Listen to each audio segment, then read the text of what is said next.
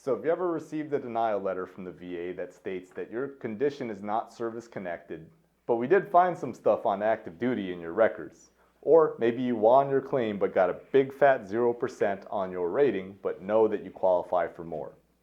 My name is Mark, I'm a disabled Army veteran, and I have all the disability benefits I believe I deserve. It took me 7 years and I lost about $100,000 worth of unrealized benefits. I made a lot of mistakes, but since then I've helped over 600 vets get the benefits they deserve, and it's my hope that I can help you as well. So today in the VA Disability Verse, I'm going to give you 3 reasons why you should keep going to the hospital to get current medical evidence so you don't end up like the situation that I mentioned in the intro. So the first reason you should go to the hospital is simply because you're underrated. Let's say you wanted 0 or you're underrated, you know you're underrated. I'm not going to talk specifically about how to find that. You can just research that online. I don't want to get in trouble. So I will say, if you know you're underrated, well, 1, we're disabled vets, so we should go seek treatment. But 2, it's going to be important for you to get your conditions accurately logged on record from your treatments.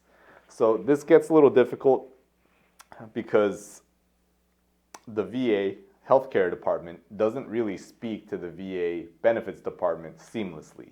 And your doctors are not there for disability, they're there to treat you. So they might be thinking, why would I write certain things down that this veteran is telling me? I'm just here to treat them. And you'll notice that as you're sharing how bad your conditions are, they might not necessarily put pen to paper or fingers to type on your blue button report, which is basically the online record you can get from My Healthy Vet, which I recommend you do. You get that because you can have access to all your VA healthcare records, within a minute if you know how to do that. So complain accordingly, and if the doctor is not writing down everything you're telling them, well, you can form a relationship with the doc and just tell them it's important for you to have it on paper. And if they still won't, well, over time, you probably want a new doctor. Not because you want to lie to the VA about your benefits, but because you need proof. I mean, it's just part of their job to accurately figure out what's wrong with you. So not much else to say there, but make sure that you're going to the hospital if you're underrated, because getting those records that prove that you're worse than you currently are, it's going to be important to get an increase later. So another reason you want to go to the VA is because maybe you are not yet service connected and you have evidence from your active duty, and now you're going to file a claim for, let's say, your back. And just like in the intro, sometimes you can lose a claim even though they found some stuff in the service, and that's probably because there's not a lot of medical evidence after you got out. So if you're thinking about filing a claim, you haven't gone to the hospital in a while, and it's been 5 years since you left the service, well, you probably want to go to the hospital, private or VA, whatever, and procure records of that hospital visit to submit with your claim, so the VA knows that there's this continuity of care. It's like you had problems in service, you got out, you're still going to the hospital, okay, there's continuity of care. Well, how bad is your condition based on your most recent hospital note? All right, here's your 10, 20, 30%, whatever, all right?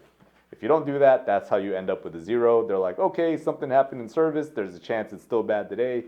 We don't know how bad, so here's your 0%, leave us alone.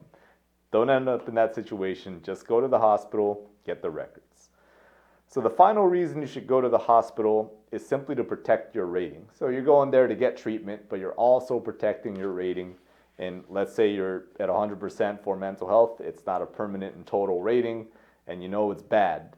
So you should probably go to the hospital and get treatment because it's pretty severe, but also because the thing that got you to 100, you need to continue to report that every so often to the VA, because you'll be much worse off if they reduce you.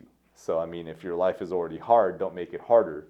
Go to the hospital, complain, so that you maintain that benefit accurately. Now, if it gets better and you start reporting that, and the VA is looking for someone to reduce, well, I don't work for the VA, and I can't claim to know the inner workings, but I can think with logic, and if your name pops up somewhere on a tracker and it shows that you've never been to the hospital in the last 3 years, but you're 100%, well, you are a prime target for a reduction, let's say.